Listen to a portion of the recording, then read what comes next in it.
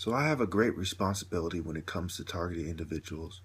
A lot of them do not make sense of why these people have the money to do this.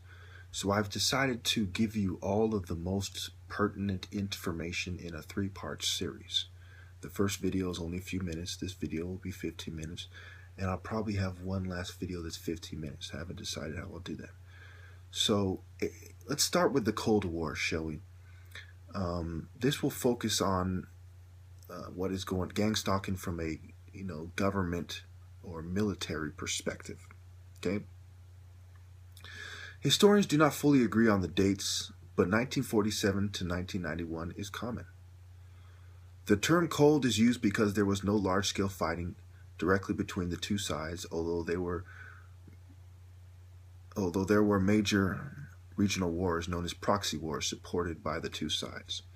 Okay, so now I'm going to read from the page on the screen. Okay, this is from Wikipedia, Cold War. en.wikipedia.org, Cold War. Aside from the development of the two sides, nuclear arsenals, and deployment of conventional military forces, the struggle for dominance was expressed via proxy wars around the globe, psychological warfare, massive propaganda campaigns and espionage, rivalry at sports events, and technological competitions such as the space race. Now, some of you don't understand, that these are clips from Wikipedia, from like the first half of the Wikipedia article on the Cold War. And basically what it's going to show you is that what you see going on now is something that America has been building up for a long time, and we can start it really in 1947 after World War II, when the Cold War began. Before that, obviously, there was a major world war, and it really gave us a boost for our, it gave the military-industrial complex a boost, rather, not us. And that set the stage for the Cold War, and the Cold War started allowing them to experiment and to build networks of spies and master the art of proxy wars, and also become concerned with sports events, including martial arts competitions and boxing, because of the relevance. And this has to do with my Top Martial Artist Challenge, which goes over many of your heads. Some of you still struggle to understand why this Top Martial Artist Challenge is so important, and why the fact that I'm the top martial artist is something that America will never admit. By the time I'm done with this, you all should have a very good understanding of that. Okay, so again, as I pointed out in part 1, this is about the long term. Everything is integrated and interconnected now. And what you see is that they have the funds to do this. They justify it as part of national security. We'll get into that in a minute. And also, well, I didn't put that national security part in my notes. I think I did, but it didn't come out in the printer. Yeah, it didn't come out in the printer. Well, I'll read the rest of that for you in a second. Okay, anyway, this has to do with, the national security. I'll get into that in a moment, but basically the Central Intelligence Agency, the National Security Council, and the Department of Defense, when Truman signed the National Security Act of 1947, which is what began the Cold War, created all these institutions that are the major players in gang stalking. All right? So what you see here is historical fact, and big pharmaceuticals and psychiatry's complicity is very straightforward here. Also, you have a lot of former military and active military intelligence operatives working in psych wards, and a lot of you do not understand the relevance of that. I'll try to explain as much as I can in the time that I have left. Moving on. The Soviet Union sought to dominate the internal affairs of countries that bordered it.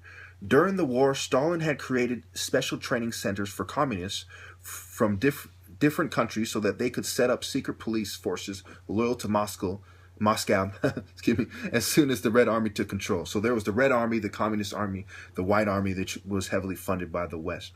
Anyway, moving on. Soviet agents took control of the media, especially radio. They quickly harassed and then banned all independent civic institutions, from youth groups to schools, churches, and rival political parties. So what you see here is there was a struggle over control of every aspect of life because there was a philosophical war between communism and capitalism taking place all over the world. So there's a lot of internationalists involved, a lot of transnational corporations.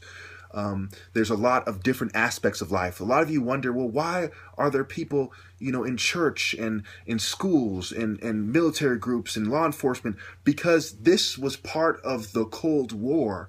And we are still at odds with Russia to this day. Look at RT, Russia Today News, and their rivalry with CNN and so on and so forth. Look at the media and who controls it, what they're saying, and look at the conflict in, Iraq and Syria, and that Russian plane that was downed by Turkey. Look at everything that's going on. The Cold War never truly ended.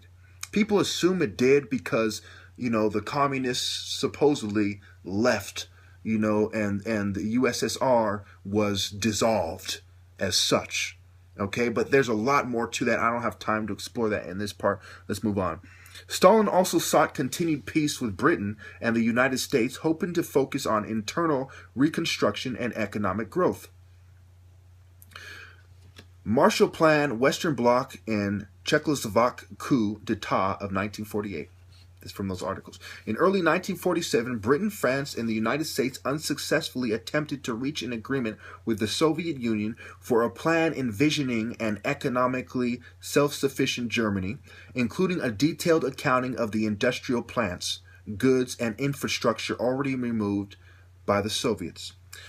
In June 1947, in accordance with the Truman Doctrine, the United States enacted the Marshall Plan, a pledge of economic assistance for all European countries willing to participate, including the Soviet Union. I'll put this next part in a new page, so you should see it right now on the screen. The plan's aim was to rebuild the democratic and economic systems of Europe and to counter the perceived threats to Europe's balance of power, such as communist parties seizing control through revolutions or elections. The plan also stated that the European prosperity was contingent upon German economic recovery.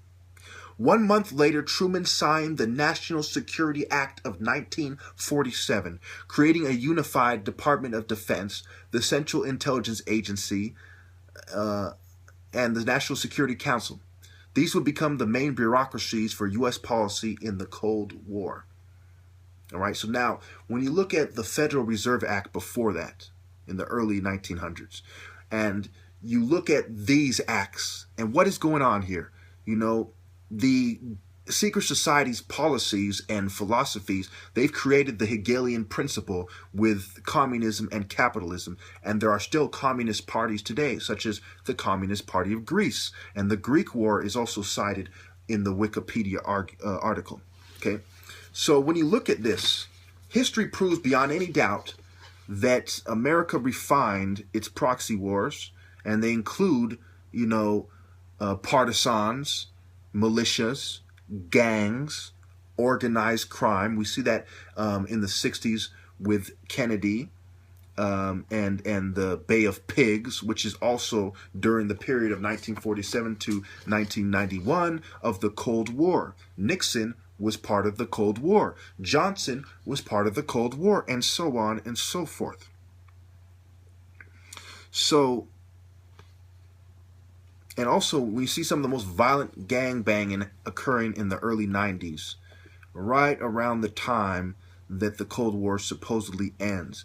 Now, that's a subject for another day, but to make a long story short, just to cover what I've covered right here, right now, what you're seeing here is proof beyond any doubt, proof positive, that the East and the West, Eastern and Western Europe, for a long time, since 1947 on record, have been striving to control all civic institutions and political groups. So you have, and churches and religions, and that this is where you get atheism. This is where you get agnosticism and the rise of Buddhism and so on and so forth. This has to do with, controlled groups. Okay, this is the reason why you cannot beat these people peacefully.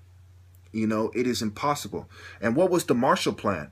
The Marshall Plan was trying to throw money. They're afraid of communist revolutions, so they pledged economic assistance for all European countries, including the Soviet Union.